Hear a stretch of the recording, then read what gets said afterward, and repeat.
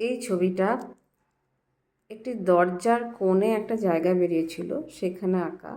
তো এখানে যে আঁকা হতে পারে সেটা কেউ ভেবে দেখেনি, কিন্তু আমার মনে হয়েছিল যে এখানে একটি ছবি আঁকা যেতেই পারে। প্রথমে আমি ভেবেছিলাম একটা ফুল আঁকবো, কি কালার দেবো, কীরকম কম্বিনেশন হবে কিচ্ছু ভাবিনি। প্রথমে হালকা পিঙ্ক শেড দিয়েছিলাম, তারপরে মেকআপ করার জন্য একটু ব্রাইট কালার দিয়ে ফিনিশিং টাচ দিয়েছি, এবং বাইরের পাপড়িগুলো যাতে পিঙ্কের যে ফ্লাওয়ারটা রয়েছে পিঙ্ক কালারের সেটা প্রমিনেন্ট হয়, সেই জন্য অরেঞ্জ কালার দিয়েছি। এবং শেষকালে একটা ফানি লুক দেওয়ার জন্য ওই চোখ আর ঠোঁটটা আঁকা হয়েছে, আর লেখা হয়েছে হ্যালো, মানে যারা আসছে, মানে বাড়ির দরজা দিয়ে ঢুকছে আর কি, তাদেরকেই এটা ওয়েলকাম যেন জানানো হচ্ছে।